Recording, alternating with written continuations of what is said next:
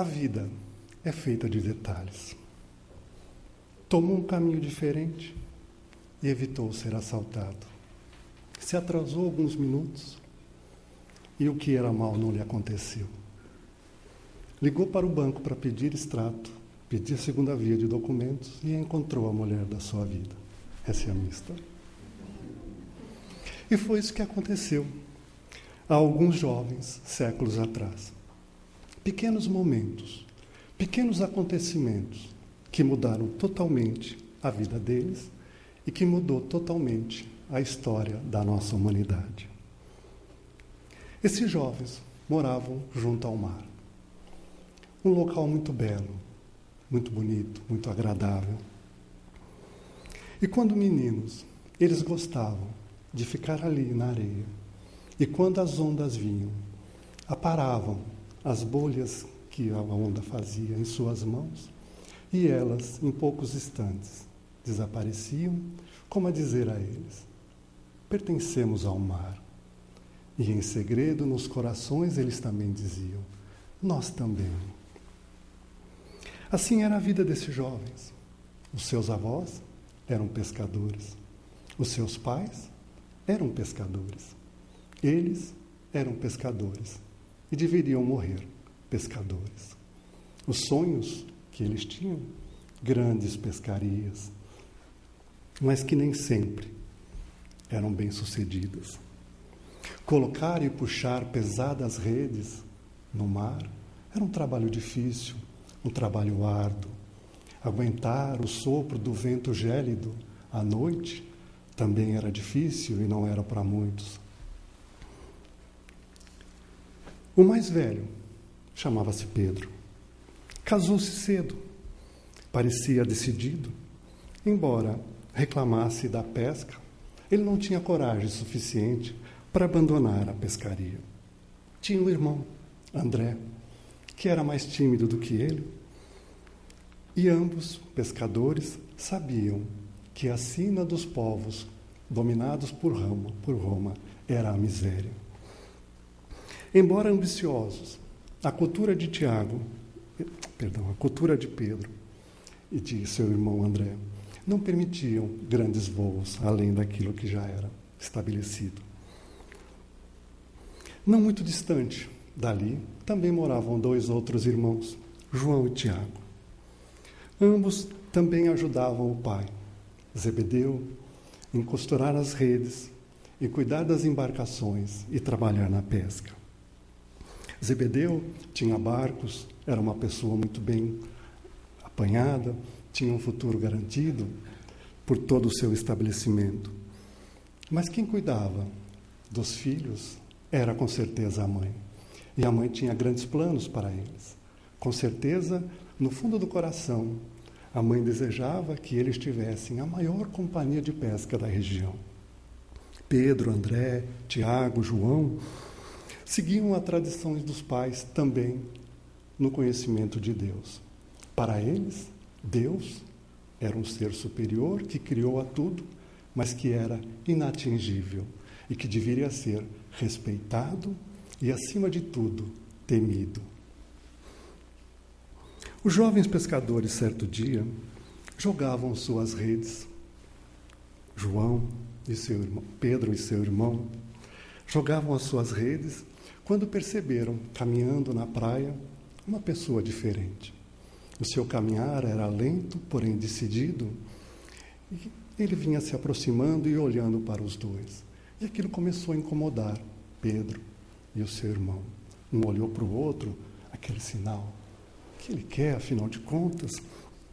Quando, de repente, este que se aproximava resolveu falar. Observou-os e fez um convite. Um convite ousado, mas também um convite um pouco absurdo. Porque ele disse a eles: vinde após mim e eu vos farei pescadores de homens. Pedro e João já tinham a vida deles definida. A rotina, apesar de ser estafante, era uma rotina que afogava os seus sonhos e eles não tinham nada mais no mundo, no seu horizonte, do que pesca, peixes e redes. Jesus, com com aquele convite, mexeu fundo nos dois, arrebatou a ambos e trouxe dentro do coração deles um sopro novo, algo que movimentou ali dentro e que provocou mudanças profundas. Mas eu pergunto a vocês, seguir a quem? Quais são as credenciais deste homem que fez essa proposta? Quais as implicações sociais e emocionais que essa proposta trazia a eles? Jesus, naquela época, no princípio, não passava de um homem coberto de mistérios. Não tinha nada de palpável a oferecer a ambos. O que faríamos nós nessa mesma situação? Apesar da nossa rotina, que a gente reclama, que nos traz tanto cansaço, que nos traz tanta irritação, mas largar tudo isso que é seguro, que é claro para nós, e trocarmos por algo incerto, por algo duvidoso? Os parentes diziam a Pedro e a André que aquilo era loucura. Com certeza, a mulher de Pedro devia estar chorando pelos cantos e dizendo a ele: Pedro, quem é que vai tomar conta de nós? Quem é que vai sustentar a nós, a nossos filhos? Muitas dúvidas, poucas certezas, mas muitos sonhos na mente desses dois.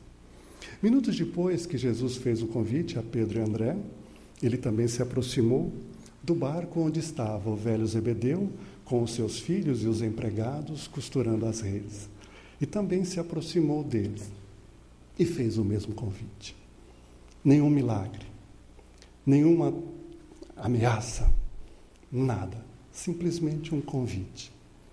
O velho Zebedeu, quando ouviu aquilo, pensou consigo mesmo: isso é coisa de jovens.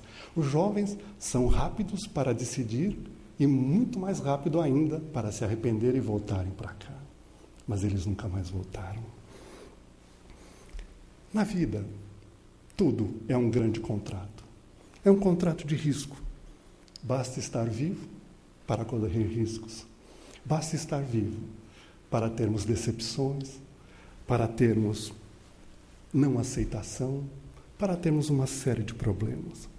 Aqueles jovens não pensaram nos perigos, não pensaram como iriam viver dali para frente, onde iriam dormir, com quem iriam se alimentar, quem iria cuidar da família e de todo o resto.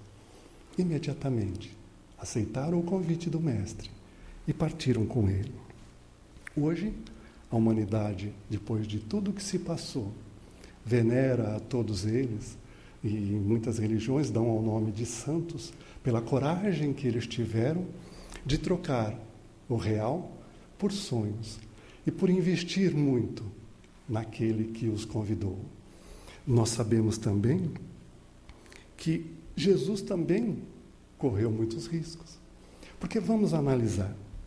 Hoje em dia, as modernas técnicas de administração nos ensinam que o mais essencial para uma empresa dar certo é o material humano. Você pode ter a tecnologia, você pode ter todo o maquinário, mas se você não tiver material humano, aquela empreitada está sujeita ao fracasso. E qual foi o material humano que Jesus utilizou? Se fosse nos dias de hoje, e Jesus contratasse psicólogos para aplicar um teste, não é, nos seus futuros discípulos para ver o perfil psicológico e tudo mais, eu tenho a certeza, nenhum deles passaria no teste. O mestre, contrariando toda a lógica, procurou investir nas pessoas menos capacitadas, aos nossos olhos, para aquela empreitada que ele tinha. Se os discípulos foram ousados ao aceitar o convite de Jesus, Jesus foi muito mais ousado ainda, a convidar pessoas, que daqui a pouquinho eu vou falar algumas coisinhas de 4 deles só, para a gente começar a ter uma ideia do tamanho da ousadia de Jesus. Mas Jesus tinha uma visão mais profunda. Jesus escolheu aqueles, porque ele os conhecia muito bem. E Jesus queria lapidar no coração daqueles jovens homens brilhantes, homens que teriam a capacidade plena de ter sucesso na empreitada e de transformar a toda a humanidade como eles fizeram. Eu vou convidar vocês a gente analisar Pedro, para que nós tenhamos uma ideia. Pedro era cheio de ir. Ele era inculto, iletrado, intolerante, irritado, inquieto, impaciente, indisciplinado, impulsivo, mas tinha um pouquinho de ar também. Ele era ansioso e era agressivo. Olha que maravilha, né? Sua compreensão do mundo se restringia às necessidades de sobrevivência. A sua visão política era zero. Pedro não desenvolveu as funções mais importantes da inteligência. Ele não era um empreendedor, ele não sabia filtrar estímulos estressantes, não sabia expor as suas ideias, ele impunha. E a sua emoção era flutuante. Ele era um trator emocional, aonde passava na frente de tudo que se opunha a ele. Pedro não sabia se colocar no lugar dos outros, por isso tinha dificuldade de perdoar e de compreender. Pedro era autossuficiente. Pedro tinha a mania de, quando alguém perguntava algo a Jesus, ele não esperava Jesus responder. Ele corria na frente e respondia no lugar de Jesus. E vocês vão ver as encrencas que ele se meteu por causa disso. Pedro reagia antes de pensar. Pedro não percebia as suas limitações, as suas fragilidades e os seus medos. Pedro vendia uma aparência de forte, mas era externa, porque dentro, no fundo, ele era bastante inseguro. Mas eu não vou destruir Pedro totalmente, porque ele tinha coisas boas. Pedro era uma pessoa simples, era humilde, ele tinha uma enorme capacidade de aprender. Ele era rude, é certo, mas ele era como um menino. Ele era singelo, ele era ingênuo, e ao mesmo momento em que ele era rude, ele era dócil. Pedro tinha uma característica muito boa, porque ele acreditava em tudo que Jesus dizia. E embora fosse ansioso e agitado, ele não era superficial. Pedro prestava uma atenção, ele era muito detalhista. E ele observava tudo o que o mestre dizia e o que o mestre fazia. Casou-se cedo, o que mostra que ele era uma pessoa responsável. E apesar da sua segurança não suportar os focos de tensão, Pedro se mostrou sempre determinado, sempre foi autêntico, sempre foi um líder, e isso era o que tinha de mais importante nele. Eu convidaria também a gente a olhar um pouquinho para João. João era ansioso, era ambicioso, era irritado. João não suportava ser contrariado. Sua cultura era restrita. E como Pedro, a visão política e social que ele tinha era praticamente zero. João também não desenvolveu as funções mais nobres da inteligência. Ele não sabia proteger a sua emoção e nem conseguia prevenir que aqueles choques que do dia a dia provocasse tanto estresse dentro dele. João também tinha um problema muito sério, que ele não sabia transformar os seus erros em degraus para a aprendizagem. Mas ele também tinha outro pequeno defeito, que ele não era altruísta. Antes de conhecer Jesus, e mesmo depois de conhecer Jesus, ele foi o único que, por características de intolerância, ele convidou a Jesus para massacrar os inimigos, acabar com o pessoal da Samaria. Isso depois de já estar convivendo com Jesus. Ele era explosivo. Para vocês terem uma ideia como ele era explosivo, Jesus chamava João e o seu irmão de Boanerges.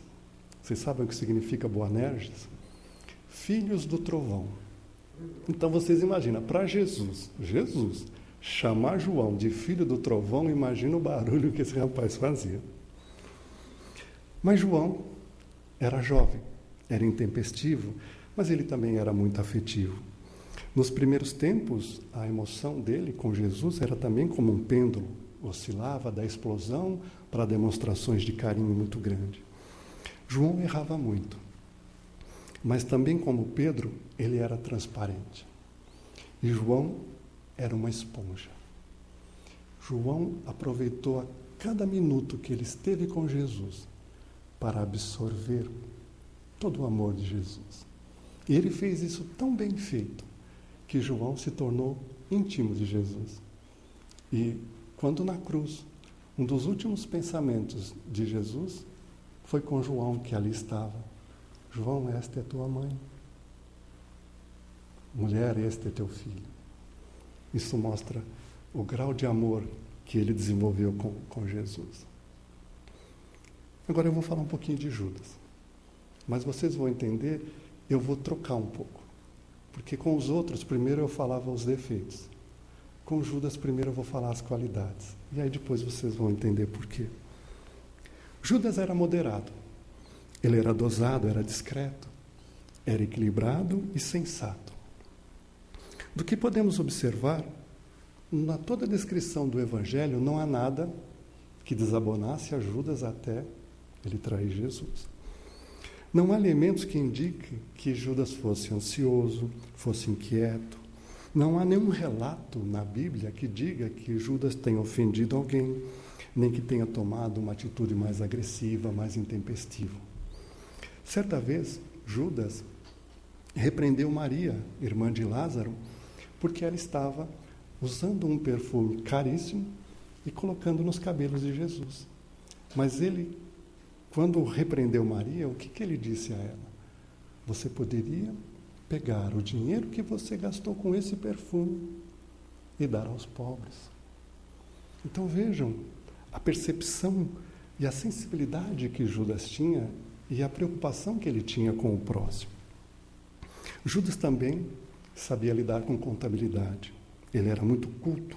Né? E é por isso que Jesus confiava nele para que ele tomasse conta do dinheiro. Você sabe que tomar conta do dinheiro é uma coisa complicada. Né? E Jesus confiava tanto em Judas que deu a ele essa missão. Judas não dava escândalos, não tinha um comportamento que atrapalhasse, que perturbasse o ambiente. Mas ele tinha defeitos. O maior defeito de Judas, um dos maiores, era que Judas não sabia administrar os seus conflitos internos. Pequenas frustrações se tornavam monstros para Judas. Pequenos obstáculos se tornavam grandes montanhas. Ele não entendia os seus sentimentos mais profundos e não conseguia trabalhar isso no seu íntimo. Ele errava pouco exteriormente. E isso talvez fizesse com que ele fosse um pouco mais orgulhoso e visse mais a ele comparando com os outros, se achando melhor do que eles. Mas das piores características que Judas tinha era que ele não era transparente, autopunitivo. Ele tinha tudo para brilhar, de todos os discípulos. Por isso eu falei primeiro as qualidades, mas foi o que mais falhou. E por fim, eu queria falar para vocês de Paulo de Tarso. Para mim é complicado que a minha esposa detesta Paulo de Tarso. E lá a gente tem uma briga porque ela prefere Estevão e eu prefiro Paulo. Então, lá em casa, sempre que vai falar de Paulo é um problema. Mas ela gostou porque eu desço a lenha nele. Paulo era um jovem radical. Paulo era extremamente agressivo. Ele era discriminador. Ele era exclusivista. Era ambicioso e ansioso. De todas as pessoas que acompanhou Jesus, Paulo era a pessoa que tinha a maior inteligência, o maior conhecimento. Ele era o mais culto de todos, mas foi também o mais arrogante e o mais violento. As verdades de Paulo para ele eram absolutas. Para ele, o mundo era do tamanho dos seus preconceitos. A sua capacidade de excluir as pessoas era tão grande que contrariavam até a mais boa razão. Ele não só se contentou em ter um discurso muito ferrenho contra os seguidores do Cristo, como ele foi para as vias de fato. Ainda bem que na época de Paulo não havia metralhadoras, porque se houvesse, ele teria sido muito mais eficiente no trabalho dele. Mas como não tinha, ele usava pedras, e ele usou muitas pedras. Ele era o tipo de pessoa que rejeitava os outros, sem procurar conhecer a história daquela pessoa. Ele rejeitava simplesmente gratuitamente, por rejeitar. Mas também tinha qualidades. O seu conhecimento era invejável. Paulo falava hebraico, falava grego, falava aramaico. Ele tinha uma coragem, tinha uma perspicácia, tinha uma capacidade de argumentação espantosa. Paulo era um jovem empreendedor. Ele aproveitava todas as oportunidades para atingir as suas metas individuais. E nisso ele era muito bom. Paulo também era um excelente orador. E embora fosse exclusivista e preconceituoso, havia dentro dele uma inquietação muito grande. Ele buscava respostas. Ele era uma pessoa, por isso, agitada e ansiosa, tensa. E apesar de cometer atitudes inumanas, ele era fiel à sua própria consciência. Tanto que Estevão, ao estar próximo da morte, conseguiu enxergar isso em Paulo, porque ele disse a Abigail: Paulo defende Moisés como nenhum outro. Quando ele conhecer a Jesus, ele vai defender da mesma forma. E Estevão sabia o que estava dizendo. Ninguém no mundo conseguiria convencer Paulo a mudar de ideia se ele não tivesse convicto daquilo. Ele tinha muita fidelidade à própria consciência. E aquilo que ele acreditava controlava e conduzia em tudo aquilo. Ele foi drástico nas perseguições, mas quando ele aprendeu a amar o Mestre da vida, ninguém se entregou tanto a Jesus como Paulo se entregou. Agora, para a gente entender aonde eu quero chegar, eu queria explicar alguns mecanismos para vocês que são interessantes. Eu mostrei como eram os discípulos, quais eram as suas características. E eu quero mostrar para vocês que Jesus ofereceu uma mercadoria a eles. E, ao eles aceitarem essa mercadoria, transformações tinham que ocorrer. Porque vocês viram que nenhum deles era uma flor que se cheirasse. Todos eles tinham problemas sérios que muitas vezes a gente enxerga em nós mesmos, né? E Jesus sabia que tudo aquilo que nós temos na nossa mente, tudo aquilo que a gente aprende, não é que nem um computador. O computador tem uma teclinha mágica que chama delete, né? Fez errado, delete, desapareceu da memória do computador. Com a gente não é assim. Nós não temos a teclinha de delete. Então Jesus sabia que a única maneira de corrigir isso é você gravar uma coisa certa em cima daquilo que está errado. E foi isso que ele começou a fazer com os seus discípulos. Jesus sabia todos os defeitos que eles tinham, mas Jesus tinha 3 anos para gravar novas informações na memória dos seus discípulos e transformá-los. E nós vamos ver rapidamente essas transformações. Mas antes das transformações, eu pergunto para vocês, afinal de contas, o que Jesus vendeu aos discípulos? Se nós olharmos com os olhos de hoje, é uma coisa, mas vamos voltar 2000 e tantos anos atrás. Jesus vendeu sonhos. Eu vou falar para vocês 4 sonhos dos muitos que Jesus vendeu. Jesus vendeu o sonho de um reino justo. Jesus vendeu o sonho de liberdade, liberdade plena. Jesus vendeu o sonho de eternidade. E Jesus vendeu um sonho de felicidade inesgotável. Belas mercadorias, né, gente? Todo mundo deseja isso, não é? Só que nós queremos tudo isso sem esforço. E Jesus quis dizer que não. É preciso transformar, é preciso trabalhar para isso tudo. E nós vamos começar a falar do que não deu certo, que foi Judas. Como eu disse para vocês, Judas tinha todas as características, todas as condições para ter sucesso na empreitada dele. Todos os discípulos, à exceção de Judas, eram muito inferiores e tinham muito mais dificuldade de entender o que Jesus dizia e o que Jesus queria com todos eles, né? Mas, apesar de tudo isso, o seu coração emocional ainda era como pedra. Se nós olharmos a parábola que Jesus fala do semeador, Jesus vai dizendo, vai narrando as personalidades. E aí ele diz o seguinte, olha, Judas, os outros discípulos eram à beira do caminho. Eles eram impermeáveis, é terra pisada, onde nada entra, está solidificado. Era preciso um trabalho mais longo. Judas já não era isso. Judas já era solo de pedra, pedregoso. É um solo em que a semente que Jesus plantou nasceu muito rápida e cresceu, mas tinha que se trabalhar porque ela não tinha raízes profundas. E Judas trabalhou isso muito bem. Judas conseguiu fortalecer as suas raízes e quando acusaram Jesus de louco, Judas não se abalou. Quando começavam a criticar a Jesus e a perseguir Jesus, Judas não se abalou. E tudo isso foi fortalecendo aquela visão que Judas tinha de Jesus. Porém, quando Judas passou de solo pedregoso para solo com espinheiros, começou o problema. Porque o que é o espinho? O espinho é aquilo que cresce junto com a boa semente. É aquilo que nós trazemos dentro de nós e que não é tão bom, mas pela nossa invigilância vai crescendo. E foi isso que aconteceu com Judas. O seu coração parecia um jardim cujas sementes estavam ali crescendo maravilhosamente bom, mas junto com ela começou a nascer os espinhos. No início, Judas não tirava os olhos do seu mestre. Ao seu lado, o mundo, embora perigoso, se tornava um oásis, mas devagarzinho, paulatinamente, ele começou a colocar os olhos para dentro de si mesmo.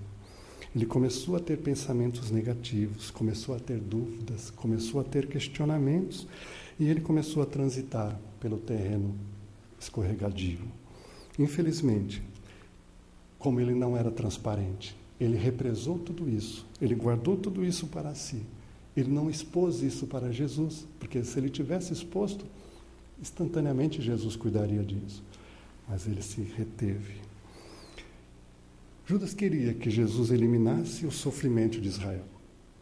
Mas Jesus dizia que não há noite sem tempestades, não há jornada sem obstáculos, não há risos sem lágrimas. Para Judas, o problema da nação era o cárcere que o Império Romano impunha.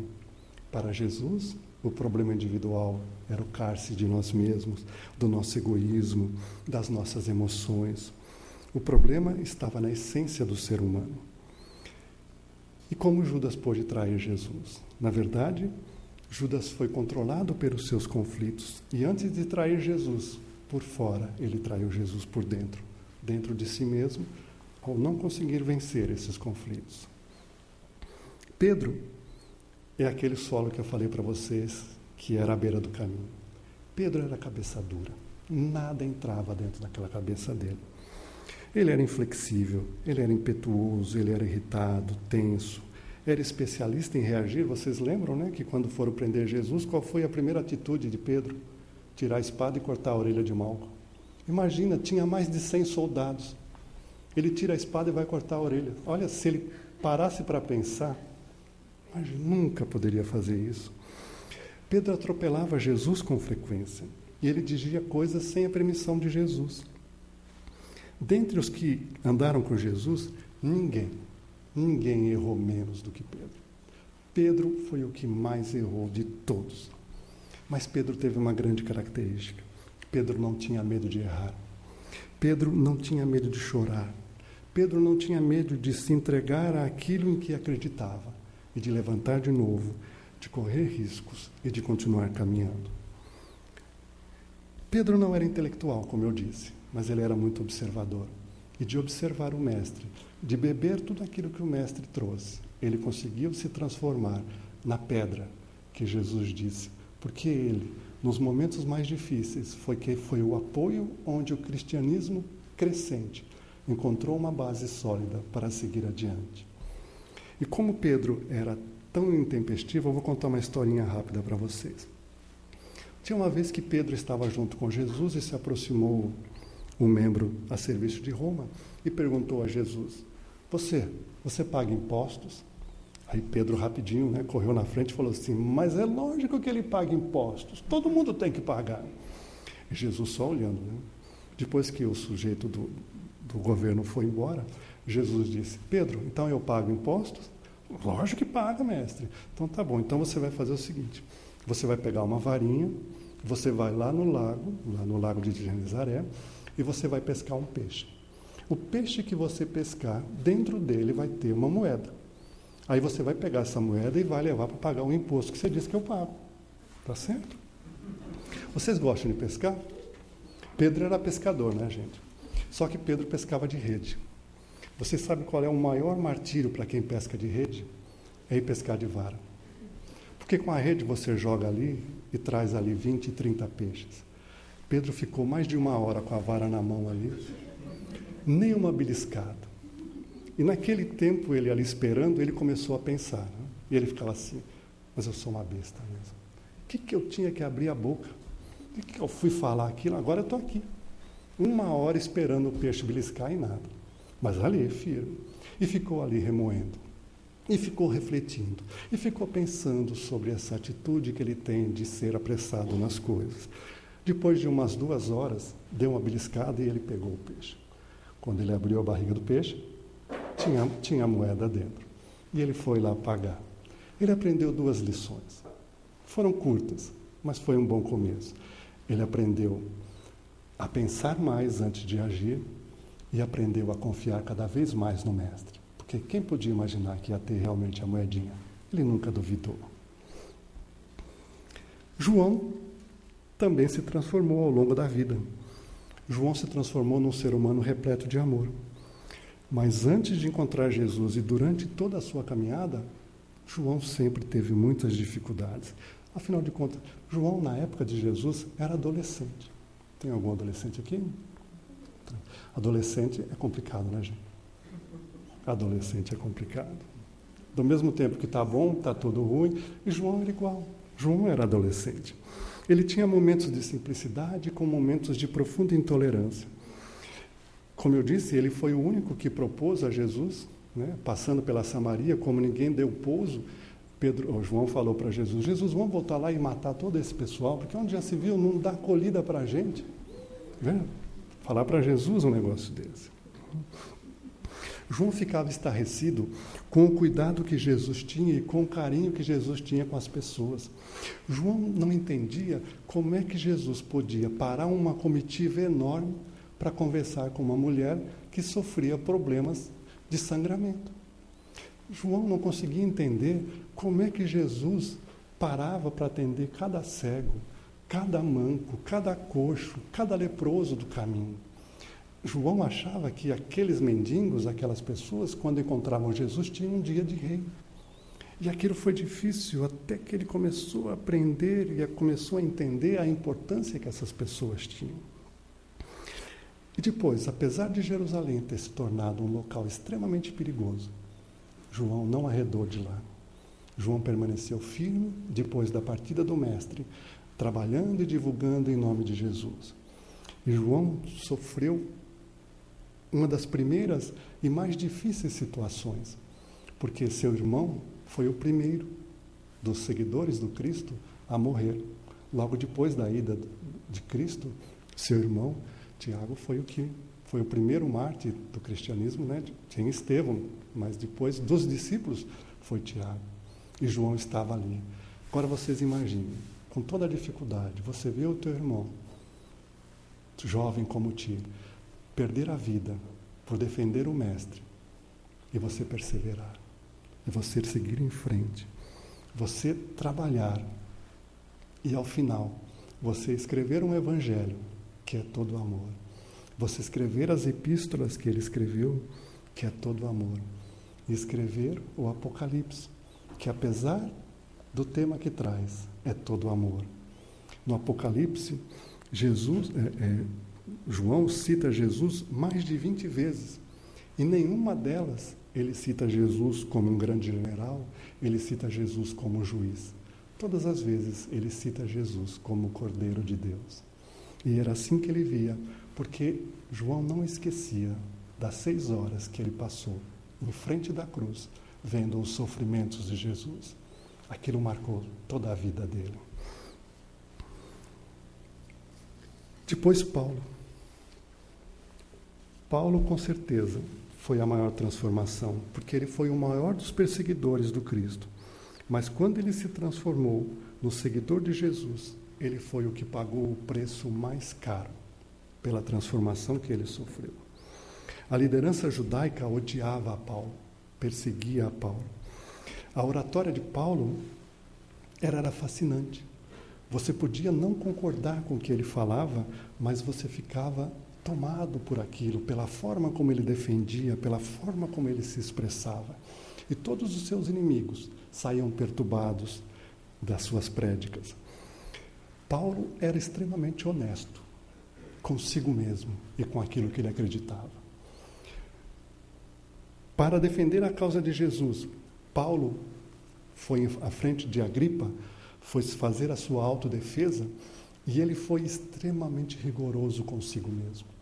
Paulo abriu o seu coração, abriu todas as suas chagas e foi dizendo uma a uma todas as atrocidades, todas as coisas infames, todas as coisas terríveis que ele cometeu contra os cristãos, para depois ele dizer da sua mudança, o porquê ele hoje aceitava o Cristo e ele falava em nome do Cristo.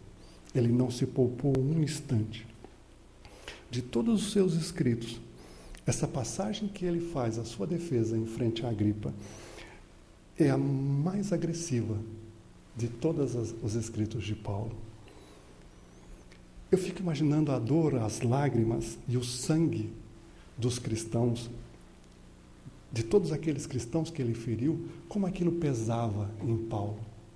Como aquilo, porque como eu disse a vocês, ele não conseguia apagar, não se apaga. Ele foi aos poucos reescrevendo aquela história. Uma história extremamente cruel, crueldade dele. E aquilo tudo ele foi substituindo por um amor indiscriminado a todos aqueles que ainda não aceitavam o Mestre, como ele não aceitava na época que ele fazia aquilo tudo. Em muitos momentos, nas suas epístolas, Paulo diz de si mesmo que ele se considerava, de todos os discípulos, o menor deles. E isso